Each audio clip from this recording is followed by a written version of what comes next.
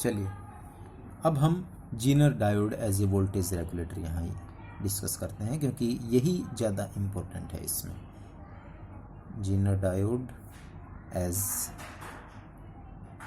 Voltage regulator. Regulator का मतलब होता है कांस्टेंट कर देना, एक तरीके से जो भी आ रहा है उसको फिक्स कर दे, उससे ज़्यादा नहीं जानी चाहिए। तो हम ये देखेंगे कि किस तरीके से जीनर वोल्टेज रेगुलेटर की तरह काम करता है।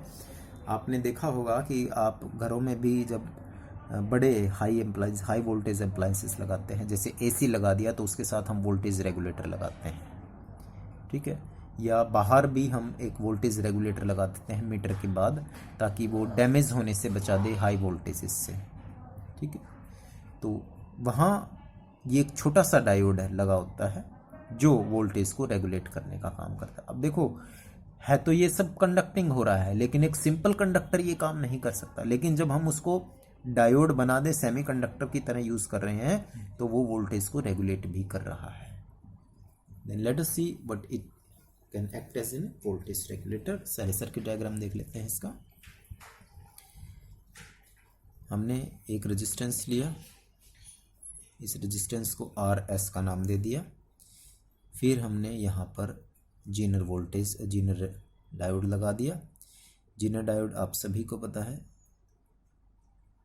ये सिंपल डायोड है और इसको हम Z का सिंबल रिप्रेजेंटेशन दे रहे हैं।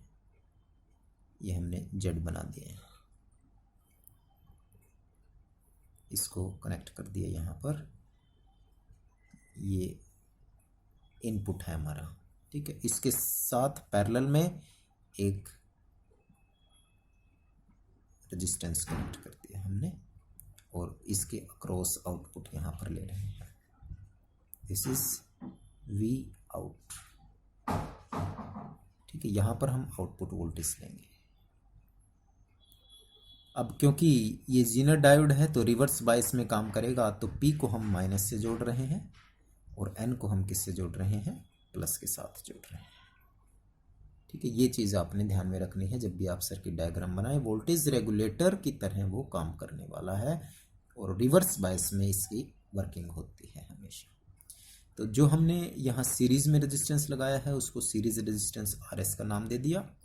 अब ये हमारा जीनर वोल्टेज है, ठीक है। इसके अक्रॉस जो वोल्टेज डेवलप होगी उसको हमने VZ का नाम दे दिया, वोल्टेज अक्रॉस जीनर डायोड।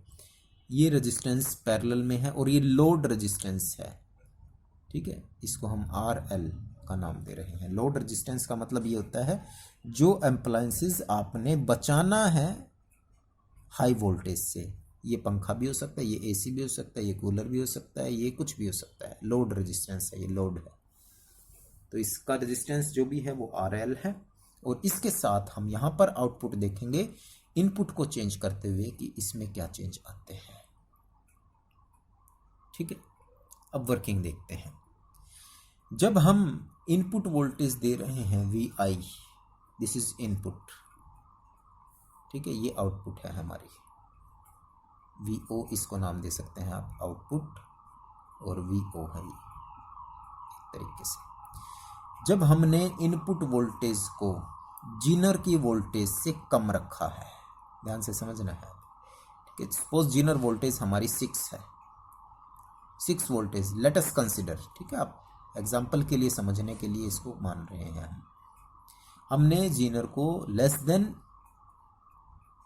हमने इनपुट वोल्टेज को जीनर वोल्टेज से कम रखा है, 1 वोल्ट रखा सपोज, तो 1 वोल्ट रखा, ठीक है। तो अब जीनर तो ब्रेकडाउन कितने पर होना है, 6 पर होना है।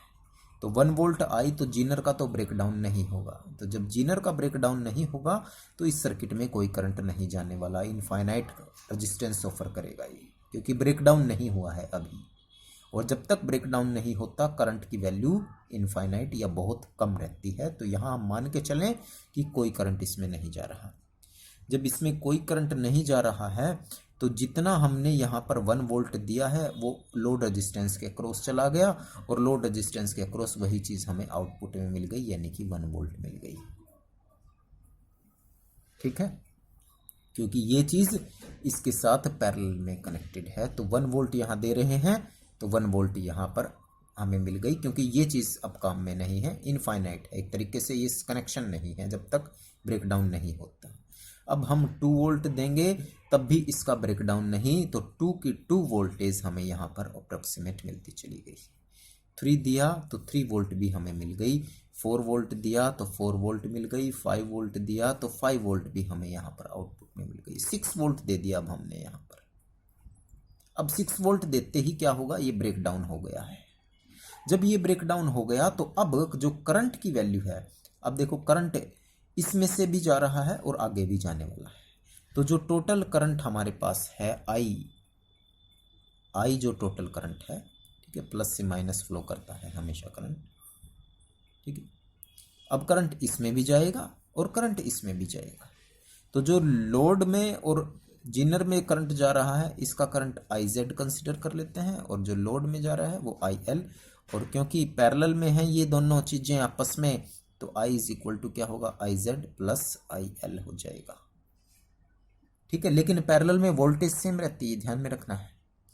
अब इसका ब्रेकडाउन हो गया, अब जब ब्रेकडाउन हो गया तो करंट ज्यादा इसमें से जाएगा, अब ज्यादा इसमें से जाएगा, इसके अक्रॉस वोल्टेज कितनी है 6, और 6 वोल्ट ही इसके क्रॉस आउटपुट में चली जाएगी, पैरेलल में सेम रहती है वोल्टेज। जब इसमें 6 जा रही है तो इसमें भी कितनी गई 6, तो आउटपुट में कितनी मिली हमें 6 वोल्ट मिल गई पैरेलल की पैरेलल। अब बात करते हैं मोर देन 6, यानी कि हमने 10 वोल्ट अप्लाई कर दिया, सपोज करते हैं। जैसे ही 10 वोल्ट हमने अप्लाई किया, इसका ब्रेकडाउन कितने पर हुआ है, 6 वोल्ट पर। 6 वोल्ट पर हुआ है तो जितनी पर ब्रेकडाउन हुआ है उतनी ही वोल्टेज इसके क्रॉस रहेगी, यहाँ 6 वोल्ट ही रहेगी यहाँ, क्योंकि ब्रेकडाउन 6 वोल्ट पर हुआ। जब ब्रेकडाउन 6 वोल्ट पर हुआ तो इसके क्रॉस पैरेलल में यही वोल्टेज चली जाएगी 6 वोल्ट, और जब इसके क्रॉस पैरेलल में 6 वोल्ट चली गई तो आउटपुट में भी कितनी मिली, 6 वोल्ट ही मिली। जब हम इसको 15 वोल्ट कर देंगे तो ब्रेकडाउन 6 पर हो चुका है, पैरेलल में 6 जाएगी, आउटपुट में 6 रहेगी, तो again it will be 6 volt. Now you can see that अगर वोल्टेज ब्रेकडाउन से कम है तो वो लीनियरली इंक्रीज होती है, क्योंकि यहाँ पर इसका कोई रोल प्ले नहीं था। लेकिन जैसे जैसे वोल्टेज ब्रेकडाउन से ज़्यादा हो गई तो जो ब्रेकडाउन पर है वही चीज़ हमें आउटपुट में मिल रही है, कांस्टेंट होती चली गई। यानी हाई वोल्टेज भी अगर हमें मिल रही है तो वो लोड को अफेक्ट नहीं कर रही है। That's why it can be act as an voltage regulator, क्योंकि ये 6 है तो आउटपुट में पैरेलल में 6 ही मिलेगी हमें, ठीक है। इसने इसके अक्रॉस वोल्टेज को फिक्स कर दिया है। अब आप कहेंगे कि हम तो यहाँ 10 दे रहे हैं, 15 दे रहे हैं, तो वो बाकी कहाँ गई, बाकी चली गई यहाँ इस रेजिस्टेंस के ऊपर, इसीलिए हमने इसका यहाँ पर RS सीरीज रेजिस्टेंस लिखा है, क्योंकि टोटल तो फिक्स रहना है, करंट भी और वोल्टेज भी। तो जो 6 थी, ठीक है, 6 में 6 यहाँ चली गई, यहाँ पर कुछ नहीं है। लेकिन जब 10 दी तो 6 यहाँ पर, 4 यहाँ पर, 15 दी तो 6 यहाँ पर और 9 यहाँ पर, ठीक है। तो सीरीज रेजिस्टेंस को लगाने का पर्पस यही था। अब करंट जब 6 वोल्ट से ज़्यादा 10 वोल्ट दे रहे हैं तो ज़्यादा करंट इसमें फ्लो कर रहा है, और जब ज़्यादा करंट इस सर्किट में से फ्लो हो रहा है तो इसमें करंट नहीं जा रहा, इसीलिए इसके क्रॉस वोल्टेज फिक्स है। ये वाली बात समझ में आ रही है शायद आप लोगों की, वो ये कि जब ये ब्रेकडाउन हो चुका तो अब इसमें करंट रेजिस्टेंस कम है, करंट ज़्यादा जा रहा है, अब ये हाई रेजिस्टेंस की तरह काम करेगा, तो इसलिए कम रेजिस्टेंस कम करंट इसमें से जाएगा। तो जो वोल्टेज यहाँ है वही हमें यहाँ पर मिल जाएगी, ठीक है। तो इसने वोल्टेज को फिक्स कर दिया, और जब इसने वोल्टेज को फिक्स कर दिया तो आउटपुट में जो हमें वोल्टेज मिली उसको हम ग्राफ के थ्रू रिप्रेजेंट कर देते हैं। ये आपका इनपुट वोल्टेज, ठीक है, और ये आपकी आउटपुट वोल्टेज। जब हमने 1 दिया 1, 2 दिया 2, 3 दिया 3, 4 दिया 4, 5 दिया 5, 6 देते इसके बाद ये आ गए, यानी कि ये पॉइंट्स हमें मिल गए। लेकिन जैसे हम 7, 8, 9, 10, 11 दे रहे हैं तो ये 6 से ज़्यादा नहीं है, यहाँ पर फिक्स हो गई है। ठीक है, VZ फिक्स हो गया ये, और शुरू में तो लीनियरली इंक्रीज हुआ ये, उसके बाद यहाँ हम बढ़ाते चले गए इसको, लेकिन ये कांस्टेंट हो गई,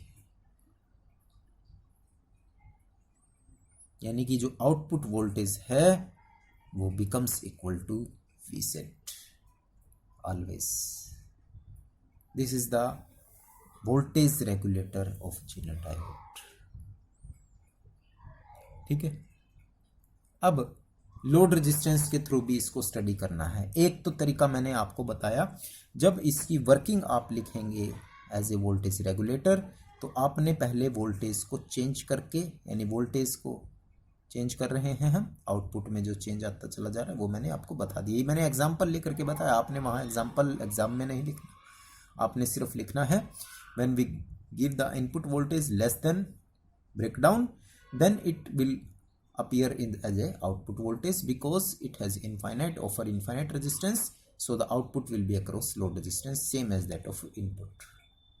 लेकिन when the input voltage is greater than breakdown voltage, जब breakdown से ज़्यादा voltage हो रही है तब क्या हो रहा है, then this offer low resistance in comparison to load resistance, so across this voltage will give out in a parallel or output, so it will remains the fix.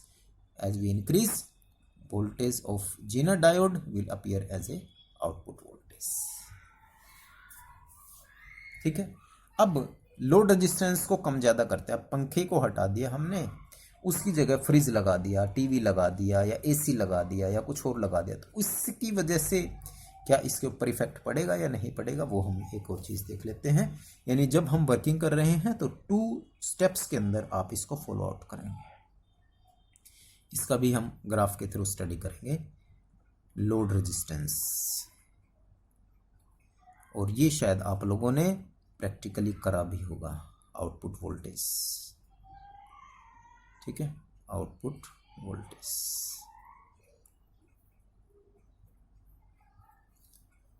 अब हम रेजिस्टेंस को चेंज करते चले जा रहे हैं। जब हम रेजिस्टेंस को चेंज करते चले जा रहे हैं, ठीक है, यहाँ लोड रेजिस्टेंस बढ़ रहा है।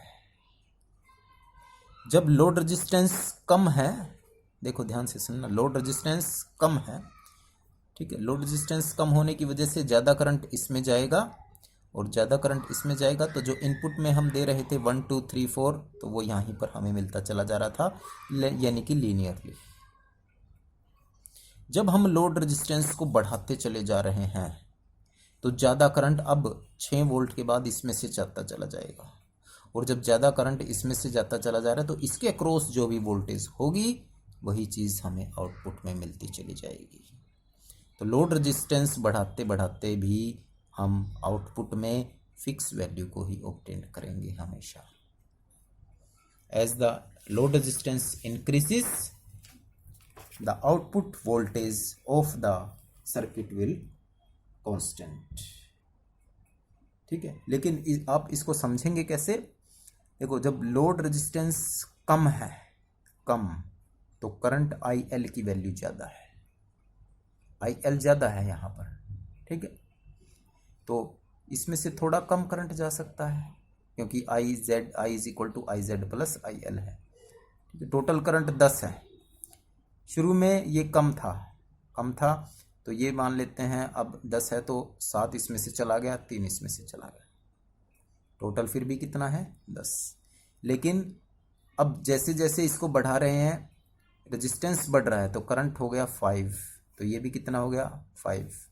अब इसको और बढ़ा दिया तो ये हो गया 3, अब ये कितना हो गया? 7। Total resistance, total current same रहने वाला है, ठीक है, और जब टोटल करंट सेम रहने वाला है तो वोल्टेज जो भी रहेगी वो जीनर के अक्रॉस आउटपुट में पैरेलल में मिलती चली जाएगी। ठीक है, चाहे हम रेजिस्टेंस को बढ़ा रहे हैं तब भी उसका आउटपुट पर कोई इफेक्ट नहीं होने वाला है। That's why we can say that zener diode act as an voltage regulator. और अगर रही बात इसके वोल्टेज की, कि कितनी वोल्टेज है, तो एक जस्ट आप फॉर्मूला भी लिख सकते हैं आउटपुट के लिए, V nought this is equal to RL RS plus RL into में VI। Input voltage, load resistance, और ये दोनों सीरीज में है, ये दोनों सीरीज में। तो आप इस फॉर्मूले के थ्रू इस चीज़ को एक्सप्लेन कर रहे हैं, क्योंकि जो RS है सीरीज का रेजिस्टेंस वो बहुत ज़्यादा कम है लोड की बजाय, ठीक है। और इसीलिए RS और RL, RS plus RL approximate equal to कितना है, RL के बराबर। तो जब ये दोनों कैंसिल हो गए तो V नॉट अप्रोक्सीमेट किसके बराबर है, VI के बराबर हो जाएगा। This is the working of zener diode as a voltage regulator, ठीक है। यहाँ पर ये एक्सप्लेनेशन आप दे सकते हैं, इस तरीके से भी ये चीज़ सेटिस्फाई हो रही है। अगर फिर भी आपको दिक्कत आए देन यू कैन व्हाट्सएप में और मैसेज में। तो ये हमारा हो गया जीनर डायोड। इसके बाद दूसरा डायोड की हम बात करते हैं। Next one is an also an important LED। हालांकि ये सारी चीज़ें आपने 12th क्लास के अंदर पढ़ी हुई हैं, लेकिन सिलेबस में है, then we have to be redact. That is known as light emitting diode, light emitting diode.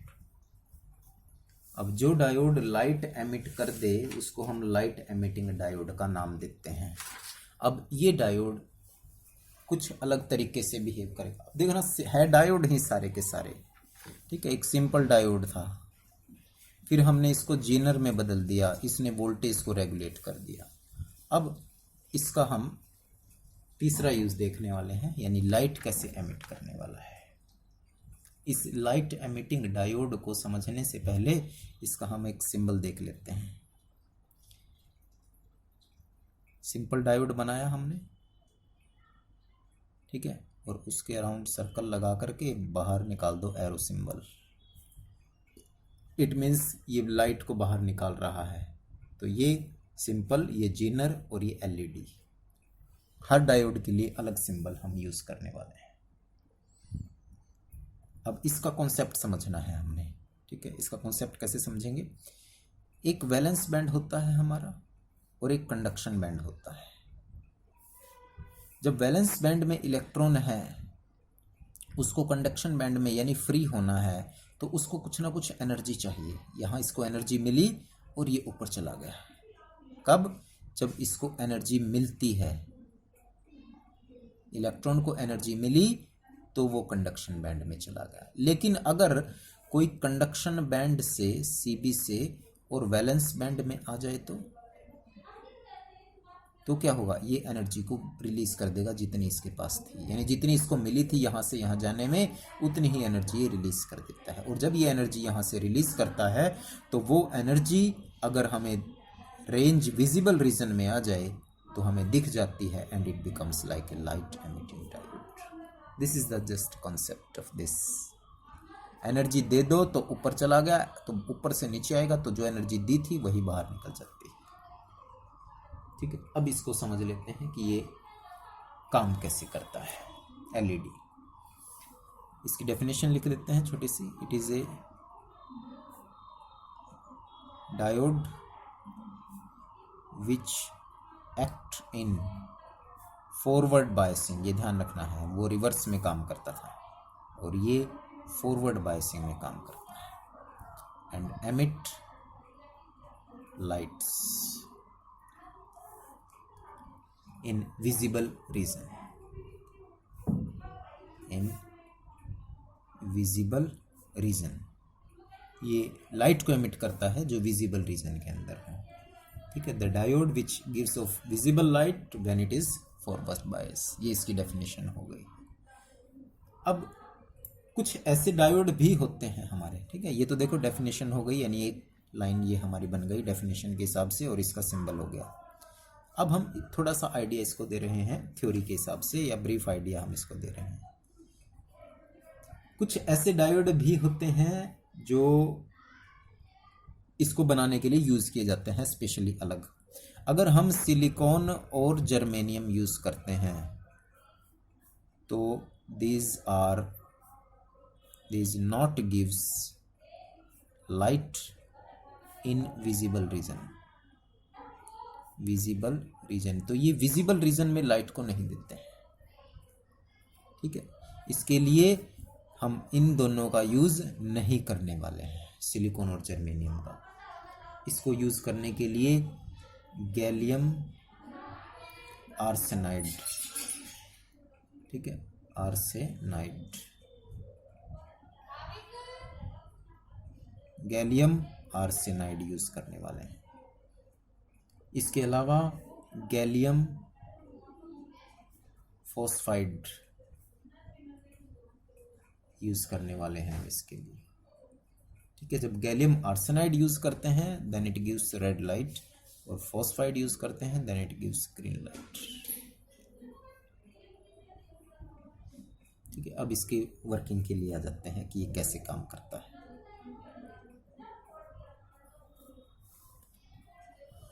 हमारे पास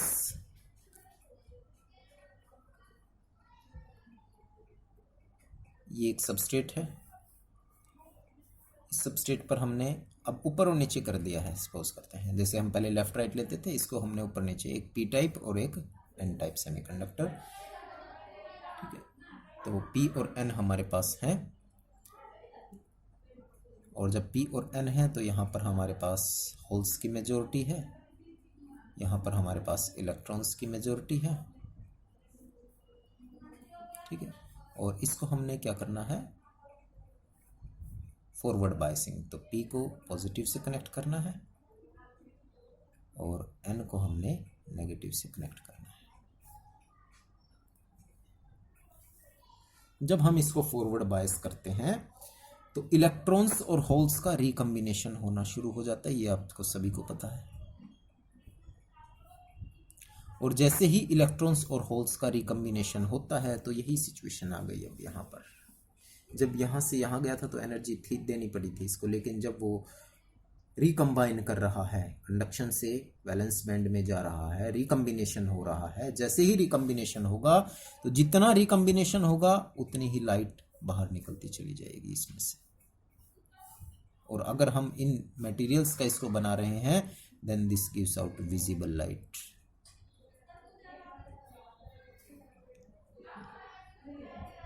ठीक है, और जब ये हमें विजिबल लाइट दे रहा है तो ये एनर्जी लाइट की फॉर्म में बाहर निकलती चली जाएगी, और हम इसको जो है वर्किंग ऑफ एलईडी की तरह एक्ट कर सकते हैं। अगर आप इसको थ्योरेटिकली एक दो लाइन इसके अंदर रिप्रेजेंट करना चाहते हैं तो मान लेते हैं कि नियर द जंक्शन, वैसे ये सब कुछ खेल जंक्शन के नज़दीक वाले इलेक्ट्रॉन्स होल्स पर होता है।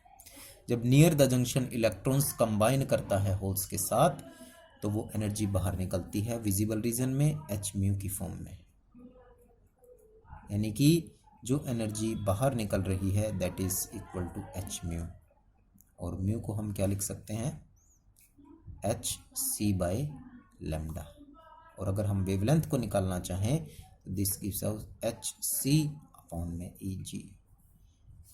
सी velocity of light, h Planck's constant, इन सब की वैल्यू अगर हम लिखते हैं, और गैलियम आर्सेनाइड अगर हमने यूज़ किया है, एग्जाम्पल के लिए गैलियम आर्सेनाइड यूज़ किया है, तो इसके लिए जो एनर्जी बाहर निकल रही है दैट इज़ 1.143 इलेक्ट्रॉन वोल्ट होती है। ठीक है, डिटर्मिनेशन के लिए। और वेवलेंथ जो हम देख रहे हैं वो इंफ्रारेड है, 8700 एंगस्ट्रॉम इंफ्रारेड। तो आप इसको पुट करके वेवलेंथ को यहाँ पर फाइंड आउट कर सकते हैं। C velocity of light, h Planck's constant, Eg की वैल्यू पुट करी तो this gives out the value of this. तो हम मटेरियल को चेंज करके ईजी को चेंज कर देंगे, वेवलेंथ विल आल्सो चेंजेस। ठीक है, सिंपल वर्किंग है, रिकम्बिनेशन होता जा रहा है और लगातार इलेक्ट्रॉन्स और होल्स रिकम्बाइन करेंगे तो वो लाइट बाहर निकालते रहते हैं। ये light gallium arsenide gallium phosphide के रेड और ग्रीन यूज़ हो रही है, लेकिन अगर हम इसको दूसरे मटेरियल की तरह यूज़ करें तो ये इंफ्रारेड भी हो सकती है ये लाइट। ठीक है, अब इसके कुछ यूज़ देख लेते हैं, क्या चीज़ यूज़ हो सकते हैं इसके। हालांकि ये जो एलईडी है इसकी कुछ कैरेक्टरिस्टिक हैं, characteristics of LED. Characteristics of LED का मतलब ये कि क्या होता है, एक तरीके से स्मॉल इन साइज, ठीक है, लाइट इन वेट,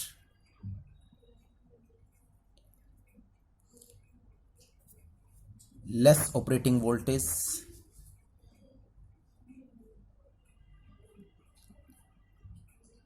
यानी कि 2 वोल्ट पर भी काम कर जाता है, और consume less current, 5 to 10 milliampere, इतने कम करंट पर यह काम कर जाता है।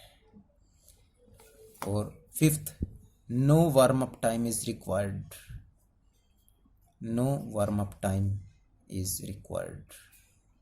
आप सभी अपने घरों में एलईडी यूज़ करते हैं आजकल एलईडी जो है बल्ब में भी होते हैं, टीवी में भी हैं, बहुत सारी चीज़ों में हैं।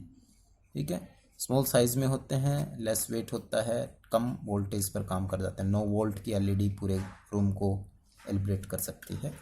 और वार्म अप टाइम नहीं है, पहले हम CFL लगाते थे, थोड़ी देर में गर्म होकर पूरा बल्ब जलता था, लेकिन इसके लिए जैसे ही बटन ऑन किया ऑन हो जाता है। तो ये इसके कुछ हमारे पास इसकी कैरेक्टरिस्टिक्स हैं। अब इसके यूज़ भी आ जाते हैं कई बार। तो यूज़ क्या हो सकते हैं इसके? सबसे पहला use as a power indicator. Power indicator, अगर हमें ये पता लगाना हो कहीं पर बिजली है या नहीं है, तो पावर इंडिकेटर की तरह भी हम इसको घरों में लगाते हैं। दूसरा 7 segment display, 7 segment display 7 segment display क्या होता है? कैलकुलेटर में आप देखते हैं 1 नंबर बनाना है तो ये 2 बनाना है तो हम इस तरीके से बनाते हैं, 3 बनाना है तो इस तरीके से बनाते हैं, 4 बनाना है तो ये 5 लाइक दिस, 6 लाइक दिस, 7, 8 और 9। ठीक है, एक्चुअल में ये एलईडीज ही ऑन होती हैं हमारे, जो सा बटन दबाया वही एलईडी ऑन हो गई। अगर हमें 1 दबाना है तो यहाँ पर एलईडी ऑन हो जाती है, 2 दबाना है तो ये एलईडी ऑन हो जाएगी, ये ऑन हो जाएगी, ये ऑन हो जाएगी। तो ये एलईडी 7 सेगमेंट डिस्प्ले को, 4 के लिए ये और ये तीनों, 5 के लिए ये सारी, 9 के लिए ये 1, 2। तो 7 सेगमेंट डिस्प्ले के अंदर भी एलईडीज का यूज़ किया जाता है। ठीक है, एक और इसका यूज़ है कि ये जो है क्योंकि लेस वोल्टेज पर काम करता है और ज़्यादा पावर कंज्यूमिंग नहीं है, तो इसका हम यूज़ वोल्टेज ऑपरेटर की तरह भी कर सकते हैं। बहुत सारे एप्लायंसेस के अंदर एक्सपेरिमेंटल इंडिकेटर में आप सभी ने बहुत सारे अप्लायंसेस यूज़ करे होंगे, जैसे कि आप सेमीकंडक्टर डायोड, उसमें एक बल्ब सा जलता है छोटा सा। ठीक है, जब आप ऑन करते हैं तो बल्ब जलता है, तो वो एक इंडिकेटर की तरह वहाँ पर काम करता है।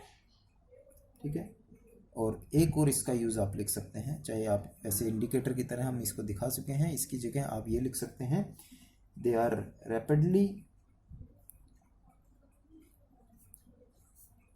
Rapidly replacing cathode ray tubes in solid state video display.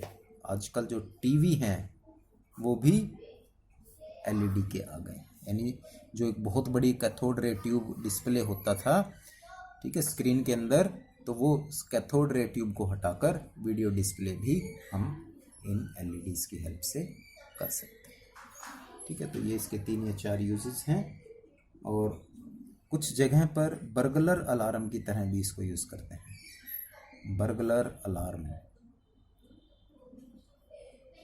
ठीक है। बर्गलर अलार्म मतलब चोरों को पकड़ने वाला अलार्म, ठीक है। जहाँ इनविजिबल फॉर इनविजिबल रेडिएशंस, वहाँ हम इंफ्रारेड का यूज़ नहीं करते, इनविजिबल, सॉरी, वहाँ विजिबल को रेड लाइट और ये ग्रीन को नहीं, इनविजिबल रेडिएशंस,